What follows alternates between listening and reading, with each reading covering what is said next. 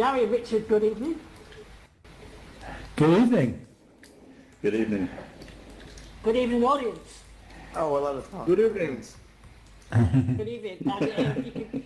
We'll take questions as well, so we can pass you the mic, but we're going to do our normal recording. So we're not in our usual Skype. We've managed to make something more complicated than our regular Skype setup. Yeah, I didn't think it was possible. We have found something harder to make work than Skype. Yeah, we have managed to make it more complicated in Skype, because tonight we're here in AltspaceVR. We're doing this really more of an experiment, I guess. So depending on how this works out, hopefully our normal podcast listeners can have the audio, because I'm recording this, capturing the screen with Camtasia Studio with the camera guy who's up there, and he's capturing all that. So then I'll be able to strip the audio out and use that for audio podcast. And also I should be able to keep the video on YouTube as well. And and of course, as I start speaking, Windows Mixed Reality wants to record everything. Stop that. And there we go. And we've got an audience, so we can fire away questions as we go along. So right, so welcome to the show. What have we got to talk about tonight? Well, we've got quite a few things. Windows 10X, Windows 10 1809 gets a longer shelf life. Got new builds of Windows 10 and lots of other things to talk about. So where do we start tonight? What about Windows 10X? Did you see the story this week that Windows 10X, as you said, Richard, looks like it's going to be delayed on dual screen devices? Yes, it is, yeah. It looks like they've decided to focus purely on the single screen experience for Windows 10X. It's not just the operating system as well, it's also the hardware. The Neo has also been delayed. There's I think Mary Jo Foley read it first, and I've since had some confirmations that yes, indeed, it's looking like they are going to give up the idea of doing 10X this year on dual screen devices, either Microsoft's own ones or third parties.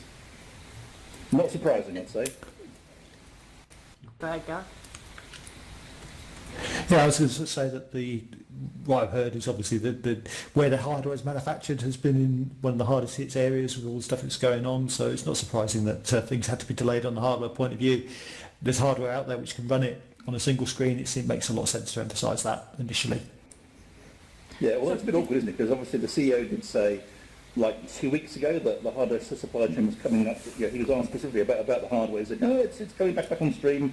The main concern is demand. So, I mean, yes, I think it's easy to say there are hardware supply constraints, but equally, I wonder how much else was down to software as well, and the limitations that they're facing in terms of staff availability with the current situation we're in.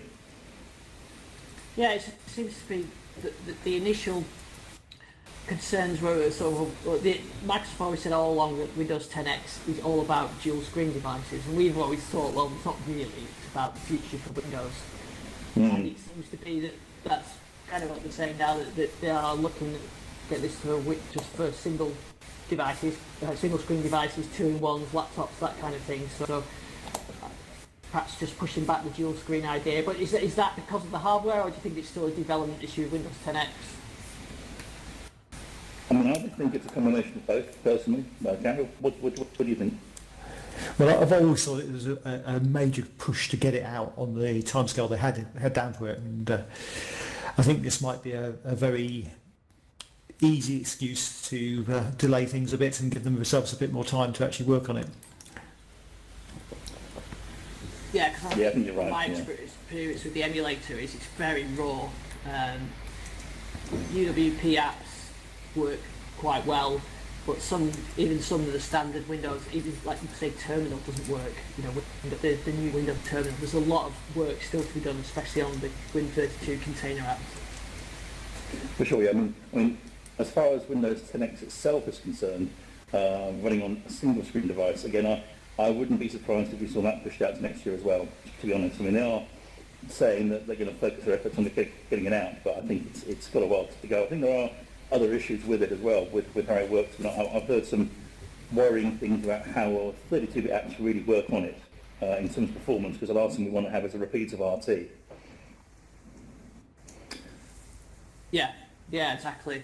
I guess it gives them a bit more time. It would be nice if they could push out some of the devices to, or the image to some other devices, real devices, so like Surface Go or something like that, so we can get to test them on real devices rather than using the emulator.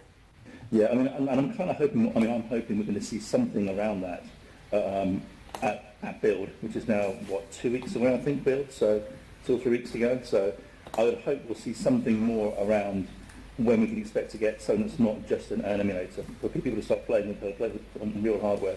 If we don't get that, then I would not hold out hope for 10X appearing this year. And the Neo, of course, the hardware's been. But I mean, the Neo hardware, even looking at what Panasonic showed off at the event last year, looked like it had some fairly serious rough edges.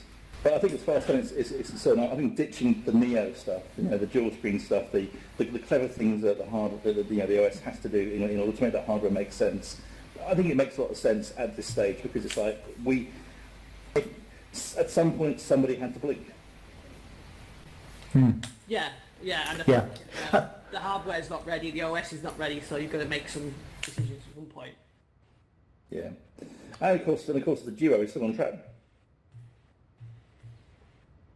Yeah, the Duo is, and we don't know exactly when it's due, but the rumours are that it's still coming sooner rather than later. Yep. I mean, they are. We're seeing a lot of staged photographs from Microsoft execs carrying their shiny Duos around, aren't we? And yeah, I mean the Duo is much simpler hardware, so I think you'll probably get that a lot sooner. Obviously, the software for the Duo is really not an OS level change anyway. It's much more about the software which is running and the apps which are running on it. Yeah. That's good news and bad news. The Duo pictures are all like people sat using them casually, aren't they? Staged casually. Yeah, it's quite staged, certainly. So it's good news and bad news. Yeah. I mean, really, actually, I think probably it's overall quite good news unless you're a drooling fanboy, because it's a case of, I think they've made the right call and they've done it early. It's just get it out of the way now. There's no more discussion. Yeah. I just can't wait to try it on a real device. I agree. Yeah. Well, this way you may actually get a chance to try it a bit earlier than you possibly would last time. So we'll see. Yeah, and I suppose there's only so many devices you can buy, so now everybody can save up and get the Duo when that does arrive. Well, I mean, the Go 2 looks like it's on the way. You see the FCC filings today. Yeah, there is. Yeah, so Surface Go 2, possibly a Surface Book 3, and a new dock. Yeah, which I think is the things we've all heard about, and the Book 3. I think Go 2 is the most interesting because, of course, it's that machine's badly needed a faster CPU for some time. Yeah, that's the device that's really needed that, hasn't it? And I think the Surface Go is a great device for note taking and that kind of thing. So I think having an updated version of it would be great. And I think that you can use this one that's going to have 8 gig of RAM as standard. I believe so, yeah, and also faster drive. Of course, we didn't really find out much about the specs from the filing. It's more a case of it exists. So hopefully those things will be addressed. Yeah, I'd like to see. I really do like my Surface Go. It's a great little device, and it's great for meeting notes and that kind of thing. So not that I go to any real meetings at the moment, but they're all virtual.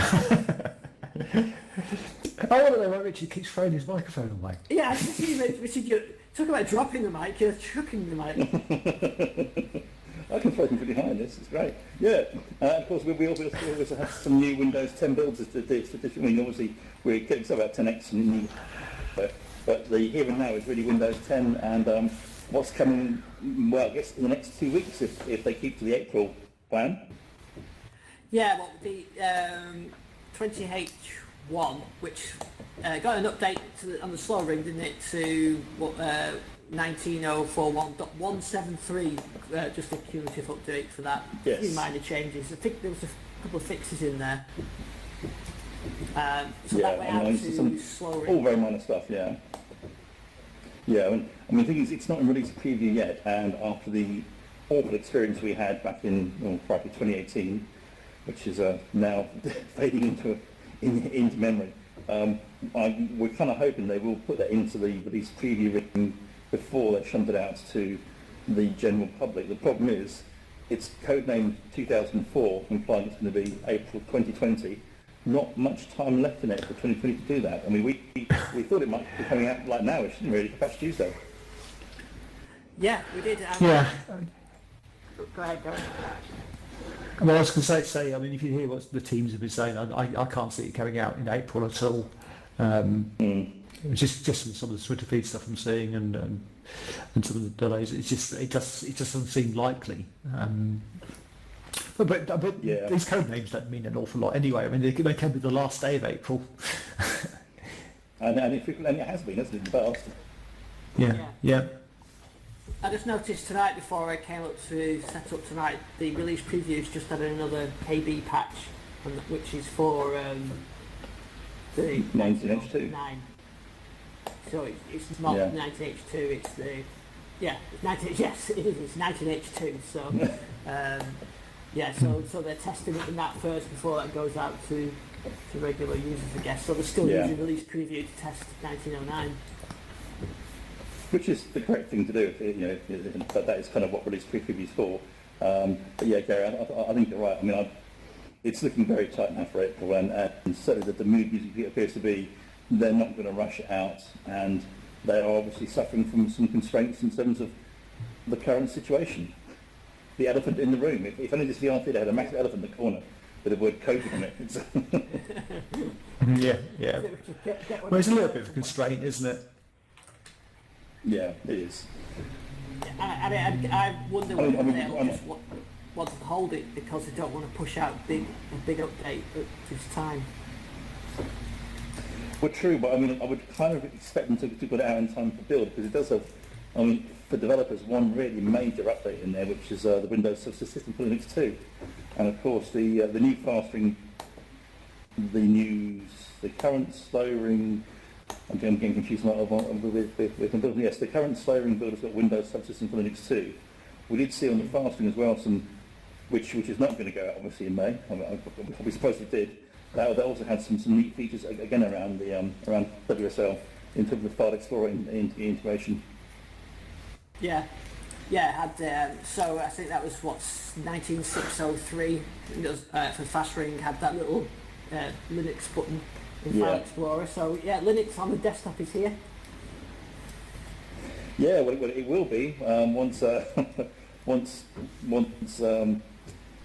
20H1/2004/ whatever they're calling it today gets shipped. That would be, a really fast, good version of the Windows subsystem for Linux 2. Obviously, we've had that in Windows for a while in the form of WSL 1, and then the fast ring, as I said, yes, there's the WYSI File Explorer integration, which I think was the big new feature in the fast ring. Because the fast ring again has been very quiet really for a while now. All these rings have been very, very quiet. Yeah, they have, yeah. So you reckon that they'll try? They don't need to release it to the general public that goes for build, I guess. They could just push it to release preview for build. And then... Yeah. I think you're right.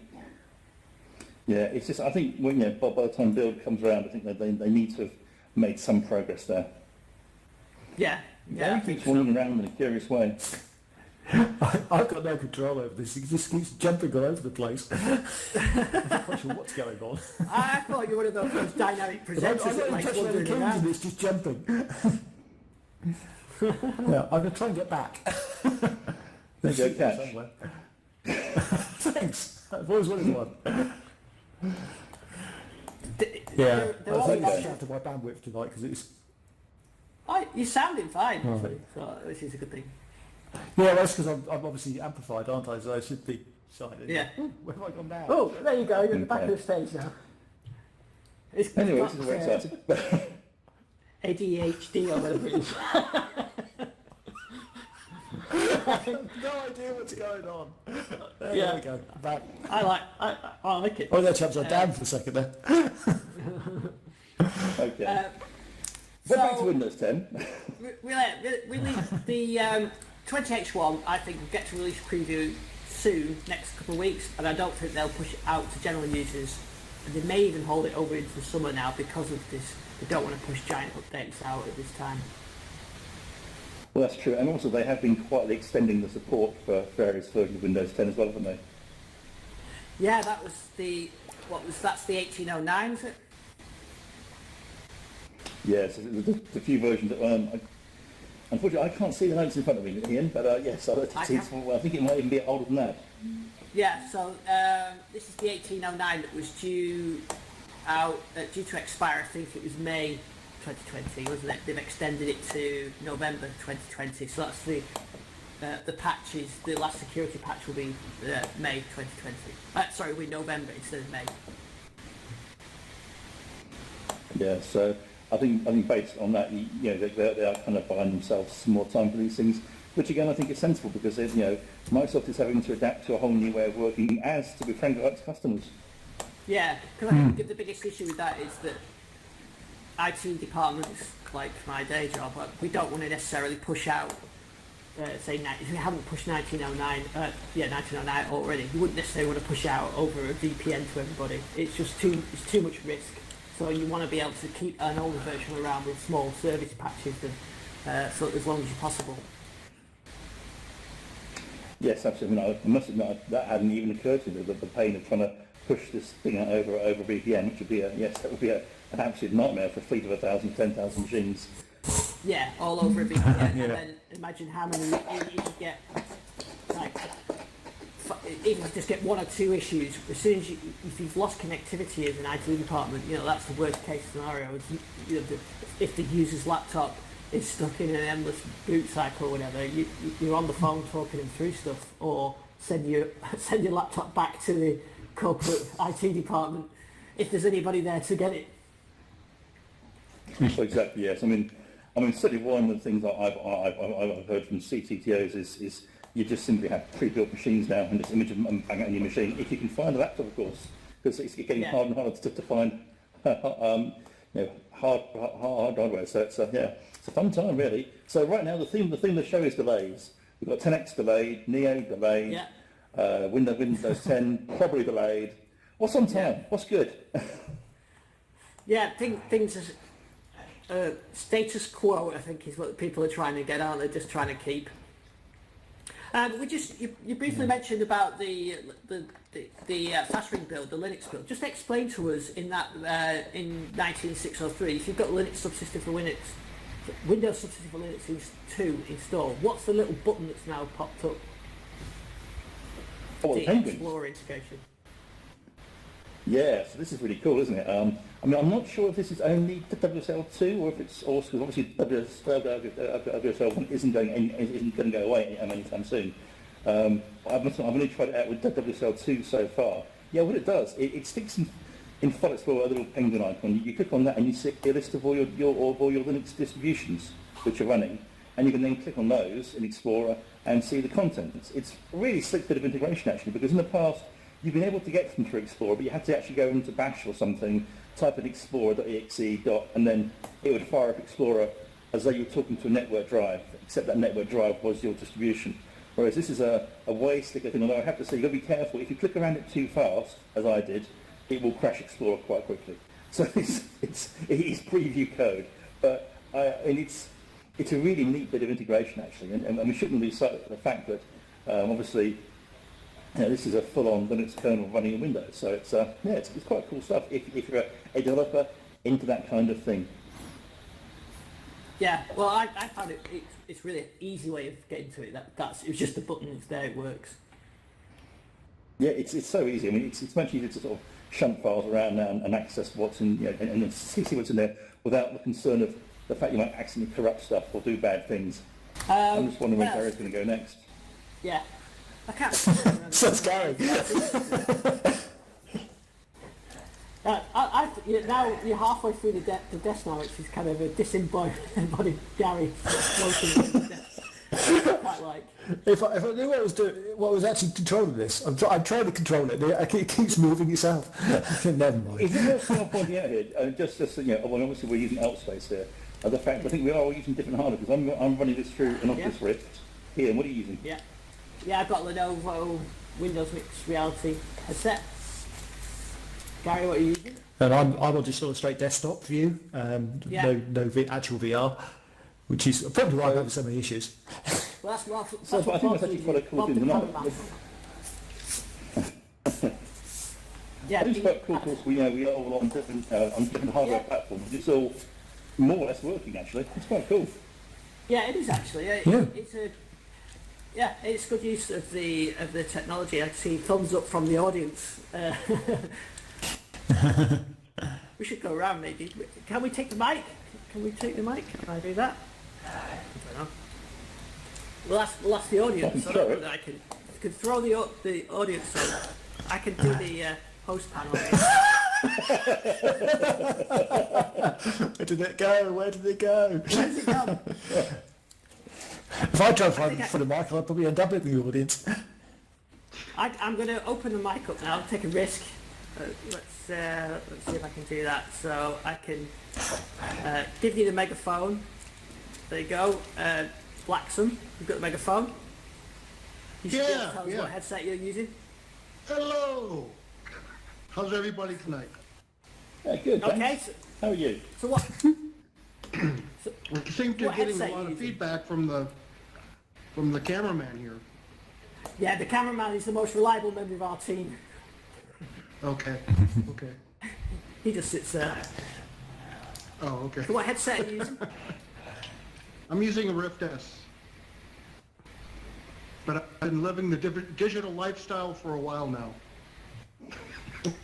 I'm an early, I guess you could call me an early adopter. I started with DK2 back in 2015, and I've then I went to the CV1, and now the CV1 fell apart after a while, and now I have a Rift S. So, but Okay. yeah. How about you And how are you guys? finding? Oh, well, I'm using the Rift here. So how you find the resolution difference between, say, the CV1 and the Rift S? Is it like higher definition? I didn't really. I noticed an improvement, but it wasn't a dramatic improvement. And what sort of rig are you using to run it against? Say that again. What's your rig? The graphics cards, CPU, that kind of thing. Oh, I'm using a laptop. I got a laptop specifically for VR and for development work. But, but it's got a 9750 for a CPU and a RTX 2070 for a GPU. 32 gig RAM, but 16 gig is reserved for cache. So, but, yeah, I use a Primo cache. Normally, off of SSD, you get maybe 3.5 gigabytes per second. With a SSD cache, you get between 10 and 20 gigabytes per second. Not that you really notice it that much. Oh, cool. But did I put everybody to sleep? No, No, not at all. No. Hardware's always funny. See, I could ask you many more things like what sort of things are you doing with the Rift S as well as Altspace, obviously. Oh, well, I created a mod for Robo Recall. Oh yeah. And so I get a really good workout. Basically, a very simple mod. I have 5 bots falling into an arena, and they shoot bullets at me, and I throw them back. But I made the bots much more difficult than the regular game. So you have to hit them 5 times with the bullet. So I get a really good workout. It's about 40 minutes worth of workout. I've been coming here for about 4 years, and I've noticed some improvements over time. But I also go to VTime and Big Screen. Have you guys been there? Yeah, we did some big screen early on, yeah. Time last year, didn't we? Okay. Yeah, my name's the same. Big Time didn't have a good recording system, which is a shame because it would have been doing podcasts with VTime? Yeah, I'm not familiar with their interface for recording, but no, I've been coming here for the last like 4 years. Well, maybe 3 years, 9 months. We started with the Windows 10, Yes, I Windows do. 10X. Okay. Whatever sort of Microsoft consumer type news, we also look at smart home and smart vehicle stuff as well. Bit of development. I think Simon's here somewhere. Yeah, he's there. It's still right in front of me. We can't hear you, Simon, but we can see you. Yeah, I think you can block off this section. A lot of other This is Simon that's one of our guests, but we can't hear you, Simon. We can see you, but we can't hear you. Okay. Yeah, Altspace seems to be superior to larger meetups where you have one speaker and you can basically give a talk for very many people. Big screen is limited, I think, to 12. VTime 4. But here, I don't know what the limit is. Do you guys know what the limit is for the number of people in the audience? Maximum number? This one is 60. Hey, we can hear you, I can hear me. yeah. Okay, I'm just playing with my settings anyway. So yeah, this being the podcast state, this is a 60 occupancy as a recommendation, but you can push it up to a bit more than that, I think, because it uses the same format as the main presentation stage. Yeah, I've always seen Altspace as the number one app for teaching capabilities, for teaching, larger groups. Yeah, well, that's the good thing about Altspace is that if you do have larger demands, you can go above the 80. You just need to make sure you contact the Altspace team 24 or 48 hours before the event, and they'll expand it up to about 25,000 if you wish. Technically, what do you see as the limitation? Is it a limitation in the Unity API? No. So in the way that Altspace have defined the space that you're in, okay, so they're aiming for the lowest common denominator between the headsets and actually for the performance ratings. That's the only reason for the really participation limit. What Altspace do is when you need a larger event, they actually spin up additional rooms and they synchronize the hosts across all of those spaces, so there are actually many different copies of the room, all with different people in it, all sharing the same experience. That's how they get around that limit, and that means that each space has only got a certain number of fixed objects, a certain number of dynamic objects, which are the people, and other little things. That's a smart way to do it. Stuff like that. So. Yeah. Yeah, I noticed in an app like Big Screen, they limit the lobby area to, I think, between 9 and 12 individuals before they create a whole new lobby area. Oh, that's interesting. Are you familiar with? I'm familiar with Big Screen. I've played with it a bit. Okay. Yeah. Yeah, I wanted to meet up a guy. I met a really cool guy from Holland, and we decided I wanted to show him some stuff on my computer screen to him. But we went to Big Screen, and evidently I was the 9th or 12th person in the lobby, and he got put into an empty lobby. So we could never meet up. Well, that is unfortunate. Yeah, because of the because of the code being shared, the lobby looks exactly the same no matter where you are, which one of you you're in. It'd be nice if they had like lobby numbers. But, yeah, what's the good thing about Altspace is that you don't. If you want to just meet up and talk with someone, you don't even have to set up an event. You can simply go to your home room, as long as they're your friends in Altspace, you can then invite them back to your own home. I think you can get about 30 people in your home space before you can have issues, but I've seen others where you have more. Again, if everyone's on a fairly high-spec machine, or either a desktop with a 2D screen, or on a high-end PC rig, you can usually push that number up a bit more. It's only if you've got Oculus Go's or Oculus Quests or other mobile-based chipsets, then you need to watch with it, or else they'll struggle with their performance. Yeah, it seems to be working pretty well here. Now, Sorry. Yeah. There's Sorry, I a was late. couple of, that's no problem. Richard, I forgot to ask you, when we talk about new builds, you mentioned there's the Microsoft News plugin, or News Bar. Yeah, this is a weird thing, isn't it? It sort of was trailed or previewed a few months back, and now it's become more generally available. It's a beta thing, but it's like a strip. It's like a scrolling sort of strip beneath the screen or on the side of the screen, giving news headlines and things. It put me in mind a little bit of the old sort of Vista widget type things. Yeah. It felt quite retro, you know. In fact, it reminded me of the Windows 98 Active Desktop news. Oh, now you're talking. Activate. Yes. Oh, I love those. I had a desktop full of those things. You had the news tickers and little things go flying by. And at least 6 million clocks. Oh, actually, Hey, clocks Garry, are- you wrote some of those, didn't you? I harken back to some of the my friends who are Unix friends, and their favourite pastime at lunchtime was to try and hack each other's machine with the aim of filling their machine full of clocks. They spend the next 20 minutes having to close them all. I'm so glad there's an L in that word, you know, because I mean, some of the pranks I've been pulled. Oh goodness me, it doesn't bear thinking about it.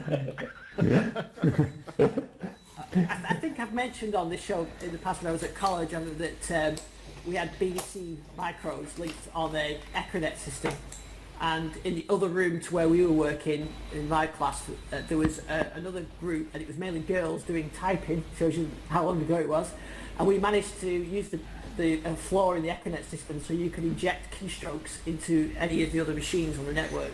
So we were sending probably rude messages to these other computers, these other rooms. Of course, they didn't know at all what was happening. But, You do realise the fact that you upgrade a whole bunch of machines from Windows 7 to Windows 10 is your punishment for that very prank.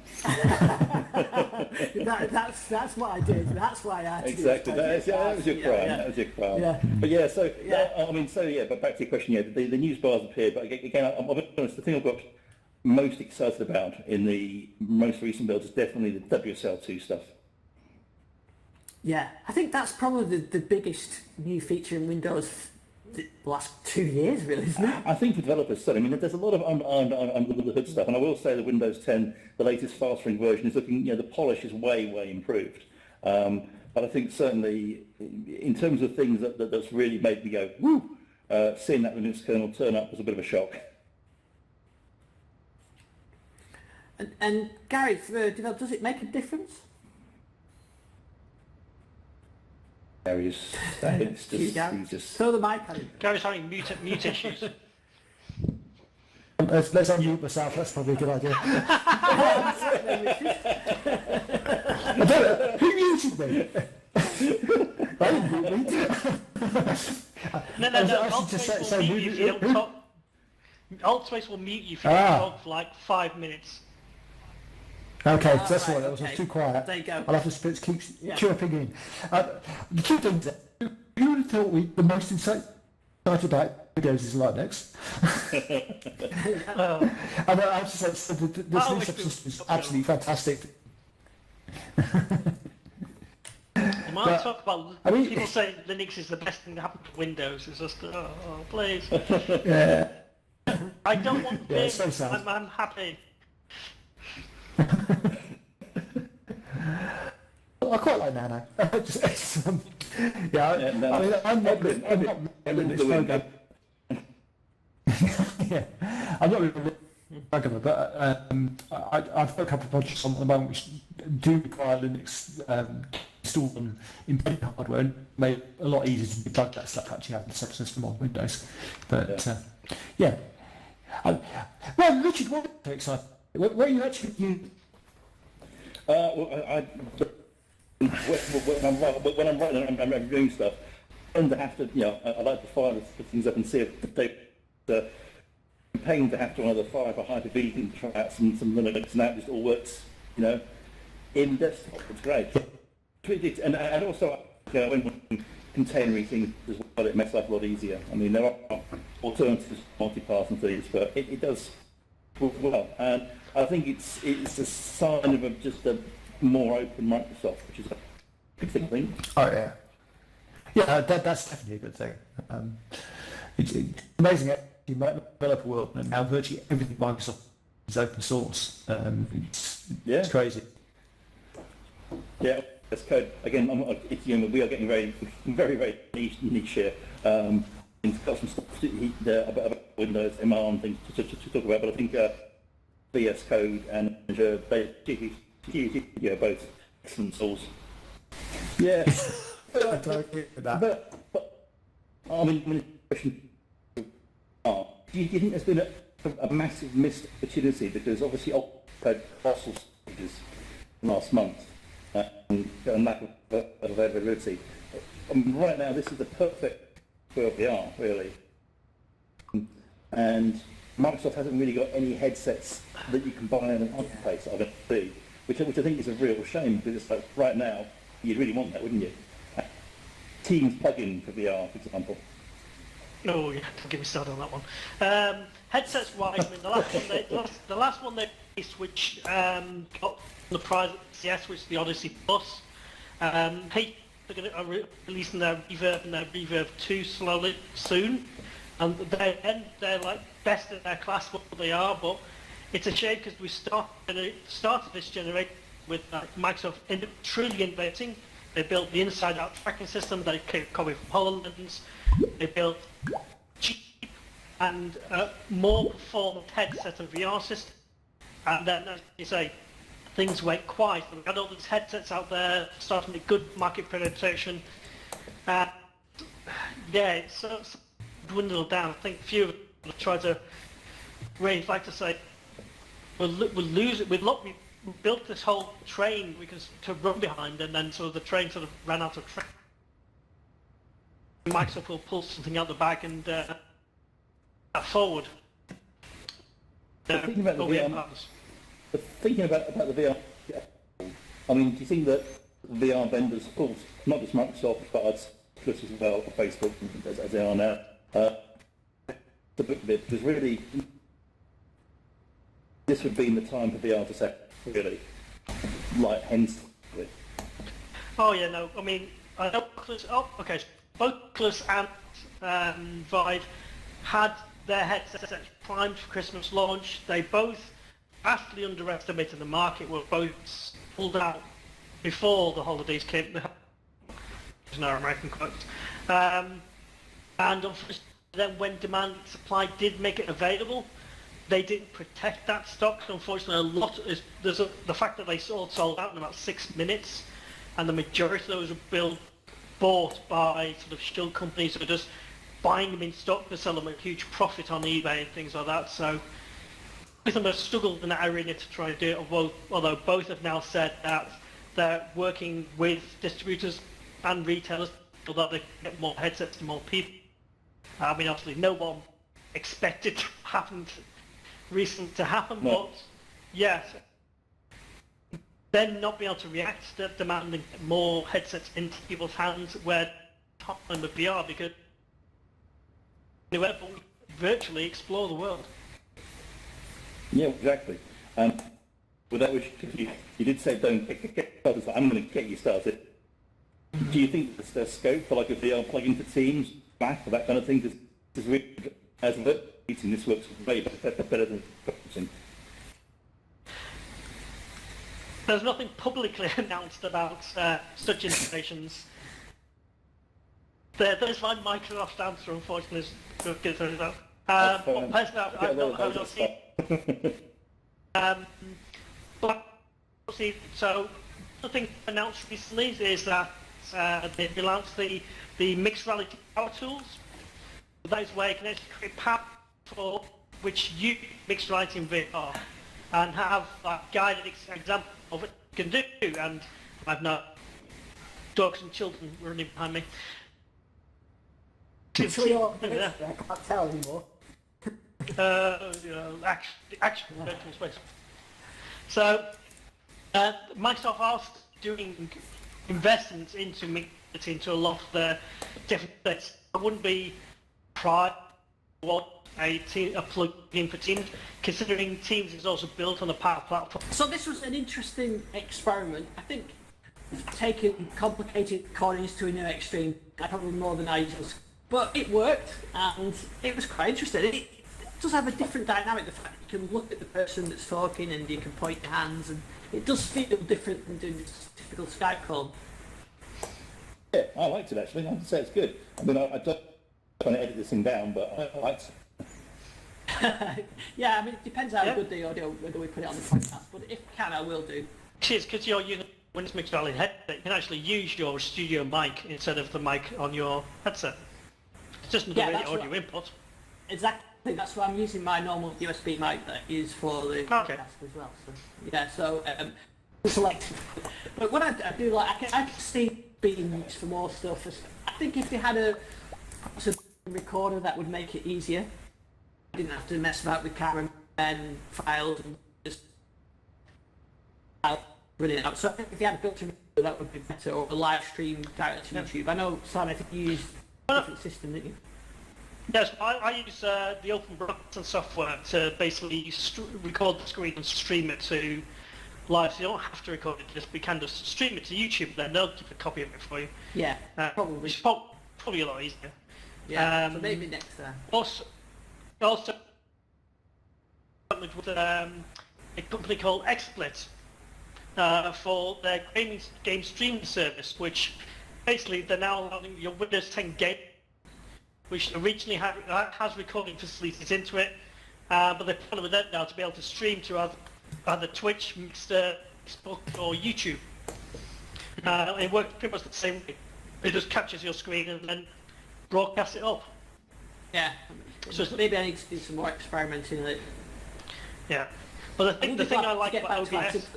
Go ahead, sorry. Yeah. I say the thing I like about OBS is that it's got built-in audio filters. So one thing you'll notice with Alt is that there's a background noise. There's like background ambience and scene. And you can use OBS to basically filter that out. So when you're recording it, you just get the talk. You don't get that. Yeah, so I think this would be quite interesting. How it turns out on the podcast, I have no idea. But Well, I think next time we'll be with notes and be more control. I think we just follow through. I think actually this has worked really well. I'm impressed with it. I'm going to... okay. And throw a wave. there we go. I took that. Okay, that'll do. Great, well, this should be the world's greatest edit, or we won't have any audio at all, but at least we've learnt for next time. Yeah. Amazing. That's it. It's fine. You should do this every time. It's a lot more fun. Plus, the fact you get to meet new people.